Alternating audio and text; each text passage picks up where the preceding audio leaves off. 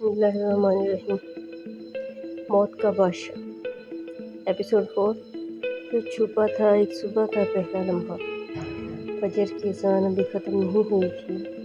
बलूचिस्तान की सुबह इस तरह आती है जैसे कोई पुराना दरवेश आता है, बगैर ऐलान के, बगैर जल्दी की, अपनी रफ्तार से।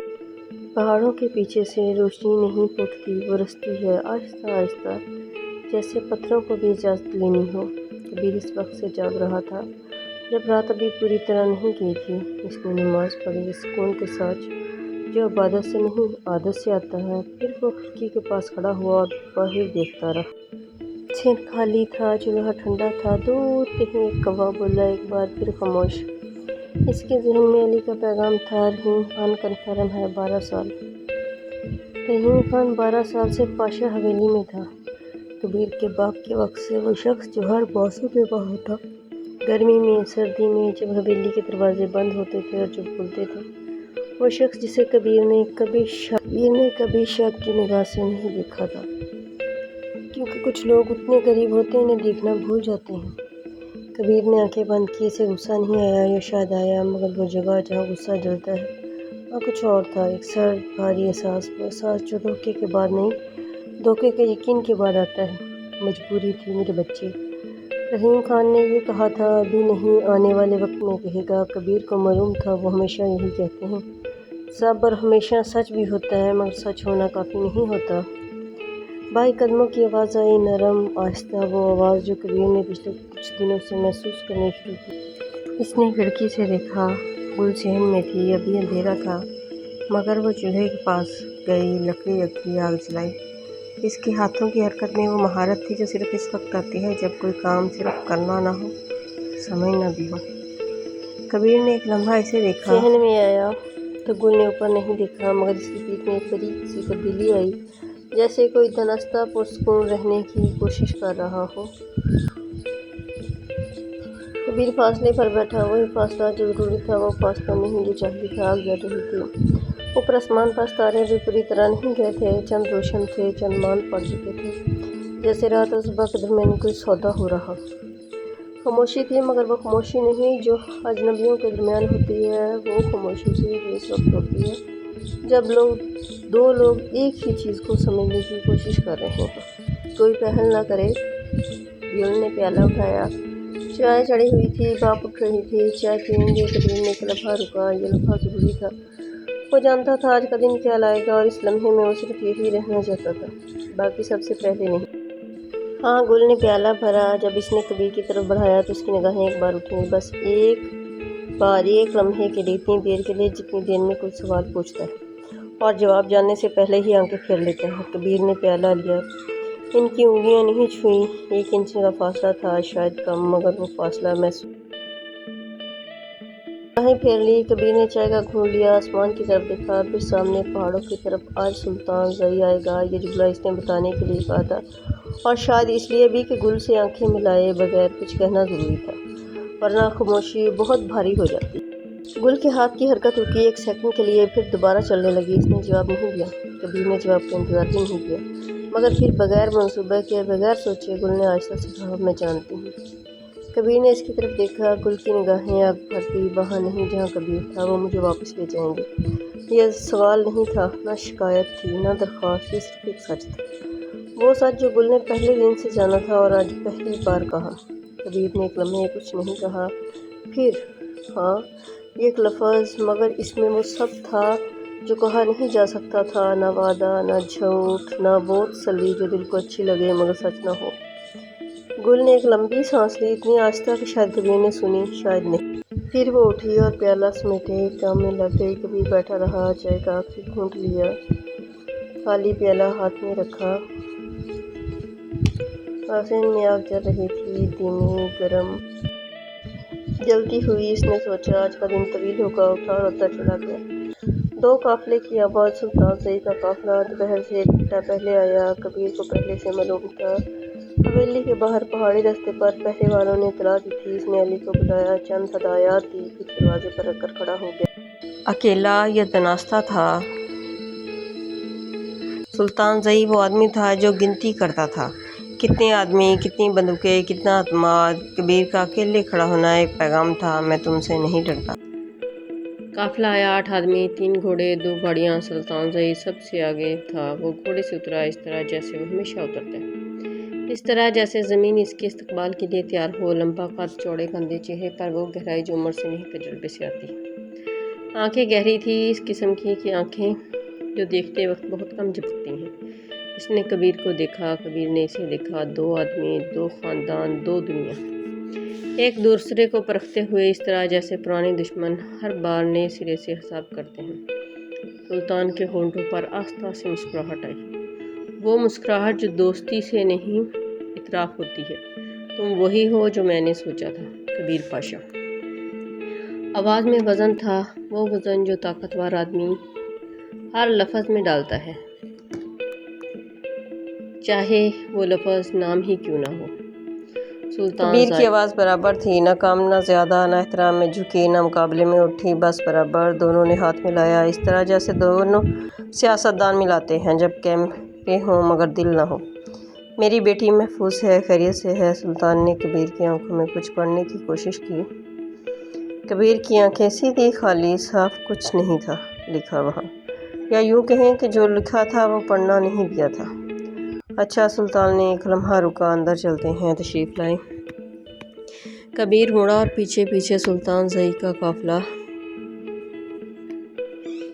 حویلی میں داخل ہوا۔ آخر میں رحیم خان تھا، اپنے معمول کے چہرے کے ساتھ، اس طرح جیسے کچھ ہوا ہی نہیں۔ کبیر نے اسے دیکھا نہیں، یا دیکھا یا ظاہر نہیں کیا، دونوں ایک ہی تھے۔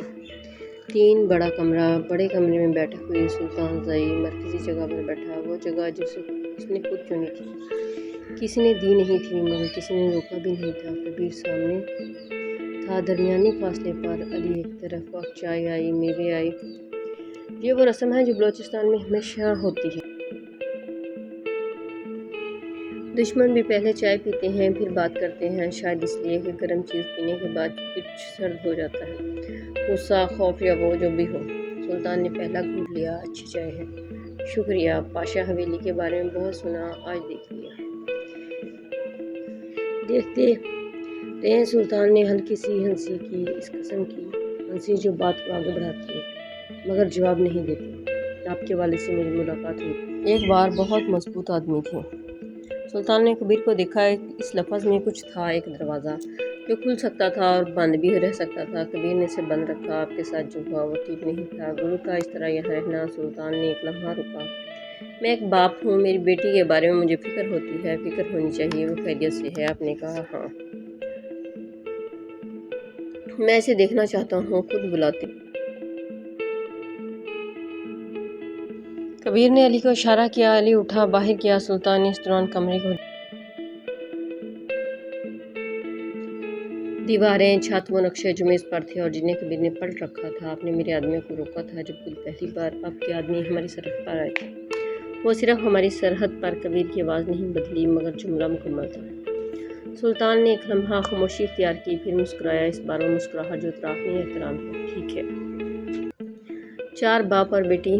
گل جب کمرے میں آئی تو اس نے دروازے پر ایک لمحہ رکا، اتنا باریک کہ شاید صرف کبیر نے دیکھا۔ پھر وہ اندر آئی، سیدھی، آہستہ، اس طرح جیسے ہر قدم ایک فاصلہ ہو۔ سلطان نے اسے دیکھا اور اس کے چہرے پر وہ حیا جو صرف اس وقت آتا ہے جب باپ اپنی بیٹی کو دیکھتا ہے، جیسے اس نے نہیں دیکھا، محبت، فکر، اور اس کے اندر وہ گناہ جو وہ خود نہیں مانتا مگر جانتا ہے۔ گل، ابو۔ گل نے قریب آ کر اپنے باپ کو سلام کیا، اس طرح جیسے بیٹیاں کرتی ہیں جب وہ محبت بھی کرتی ہوں اور ڈرتی بھی ہوں۔ سلطان نے اس کا چہرہ دیکھا، آنکھیں، رنگ، وہ لہجہ جو چہرے پر ہوتا ہے۔ ٹھیک ہوں جی، کوئی تکلیف نہیں ہوئی؟ نہیں۔ سلطان کی نگاہیں گل کے چہرے پر ٹھہری، اس نے اپنی بیٹی کو 12 سال دیکھا تھا اور وہ اسے پڑھنا جانتا تھا، اور آج وہ کچھ پڑھ رہا تھا جو اسے سمجھ نہیں آ رہا تھا، شاید سمجھ آ رہا تھا، وہ سمجھنا نہیں چاہتا تھا۔ واپس چلتے ہیں، کل صبح۔ گل نے جواب نہیں دیا، وہ ایک لمحہ، بس ایک لمحہ خاموش رہی، اس طرح جیسے کوئی فیصلہ کرنے سے پہلے سانس لیتا۔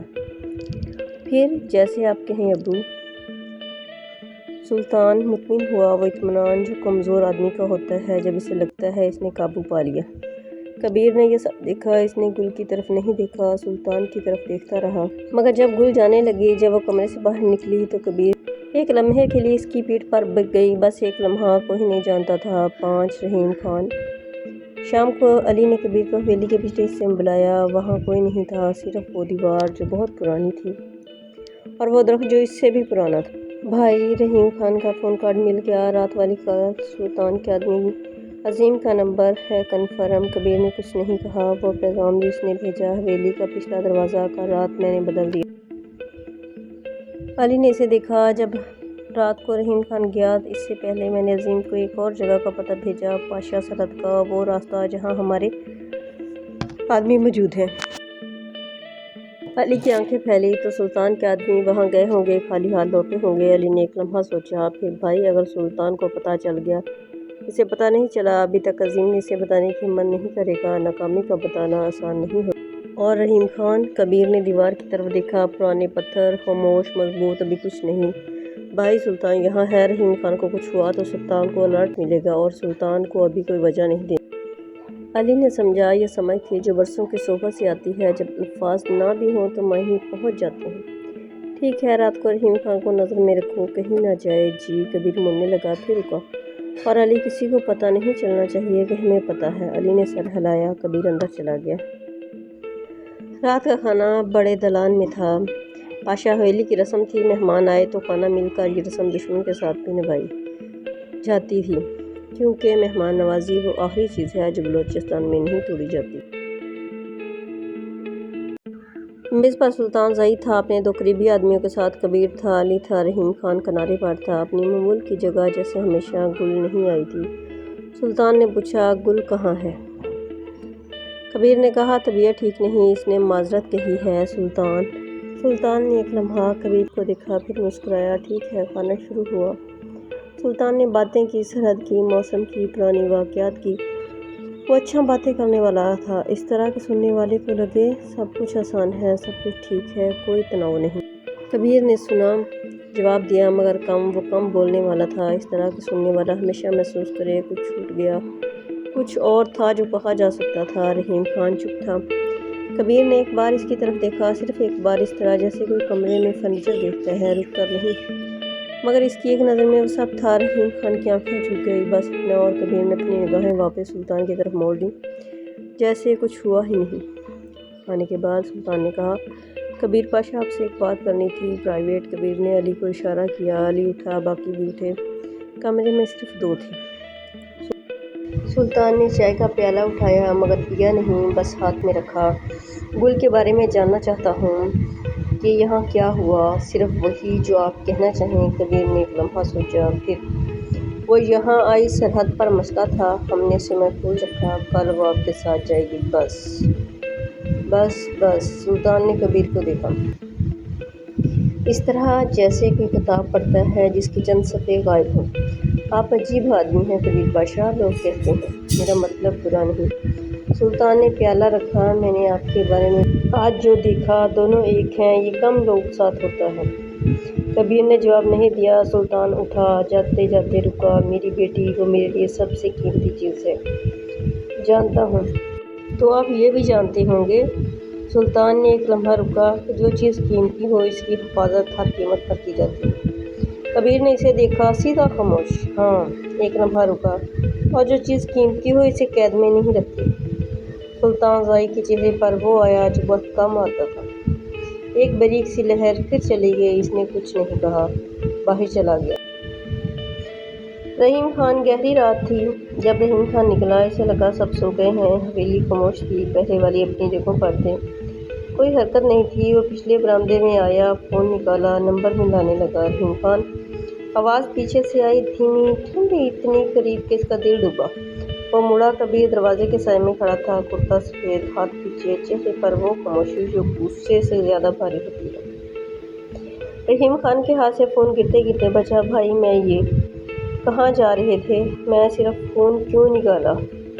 رحیم خان کے منہ سے یہ لفظ نہیں نکلا۔ وہ آدمی جو 12 سال سے یہاں تھا، جو ہر موسم میں یہاں رہا، جو کبیر کے باپ کی لاش کے وقت بھی، آج اس کے منہ سے ایک لفظ نہیں نکلا۔ کبیر نے ایک قدم آگے بڑھایا، ایک قدم بس ایک۔ رحیم خان میں تمہیں جانتا ہوں 12 سال۔ تمہارے گھر گیا ہوں، تمہارے بچوں کو نام سے جانتا ہوں۔ رحیم خان کی آنکھیں بھر آئیں۔ تو مجھے یہ بھی معلوم ہے، کبیر کی آواز نہیں کانپی، کہ تم نے یہ خود سے نہیں کیا۔ رحیم خان نے آنکھیں نیچی کر لی۔ بھائی مجبوری تھی میرے بچے، سلطان کے آدمیوں نے، انہوں نے کہا اگر میں نے جانتا ہوں بھائی میں نے۔ رحیم خان ایک لفظ، بس ایک لفظ، اور رحیم خان خاموش ہو گیا۔ کبیر نے اسے دیکھا، اس طرح جیسے کوئی کسی پرانی تصویر کو دیکھتا ہے جو بدل گئی ہو، نہ غصہ نہ نفرت، بس وہ فاصلہ جو دھوکے کے بعد آتا ہے اور پھر کبھی نہیں جاتا۔ تم اندر جاؤ گے، ابھی علی تمہارے ساتھ ہوگا، کل صبح سلطان کے جانے تک وہیں رہو گے اور پھر بات ہوگی۔ رحیم خان نے اوپر دیکھا، کبیر کے چہرے میں کوئی جواب نہیں تھا، نہ معافی کا وعدہ نہ سزا کا اشارہ، صرف وہ فاصلہ جو ہو چکا تھا، جو ابھی بتایا نہیں جائے گا۔ علی سائے سے نکلا، پہلے سے وہاں تھا۔ رحیم خان چلنے لگا، دروازے پر رکا، بغیر مڑے، بھائی مجھے معاف کر دو۔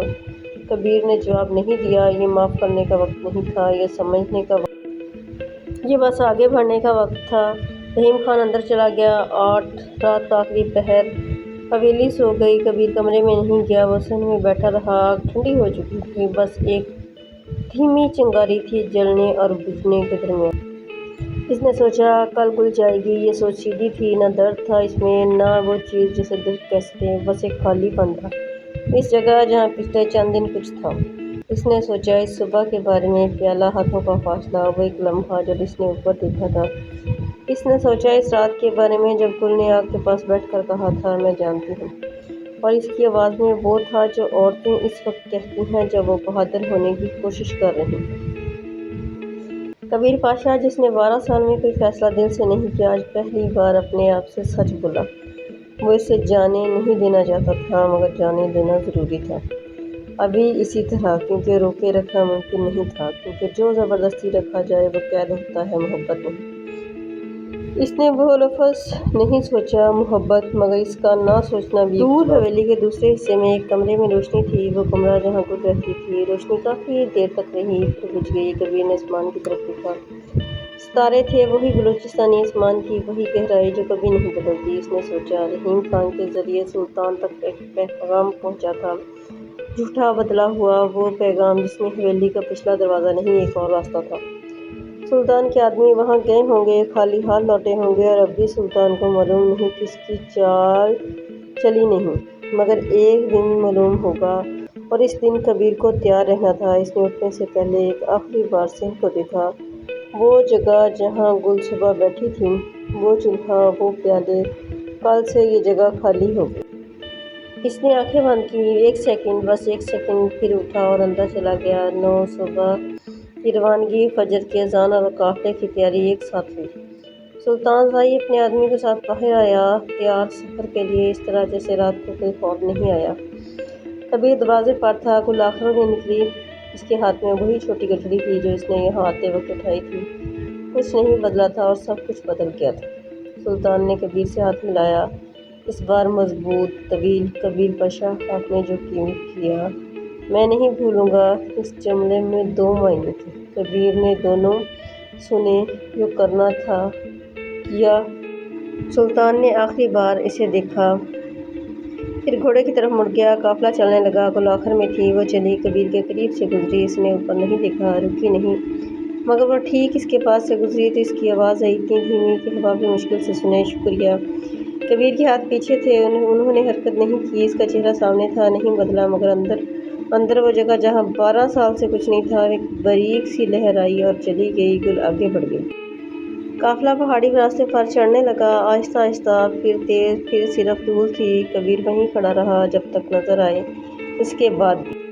علی آیا، بھائی، ہاں۔ رحیم خان، ابھی نہیں، اور آگے کیا؟ ابھی نہیں۔ علی خاموش ہو گیا۔ کبیر نے صحن کی طرف دیکھا، وہ پیالہ ابھی تک وہاں تھا، گل نے رات دھویا نہیں تھا، یا بھول گئی تھی، یا جان بوجھ کر چھوڑ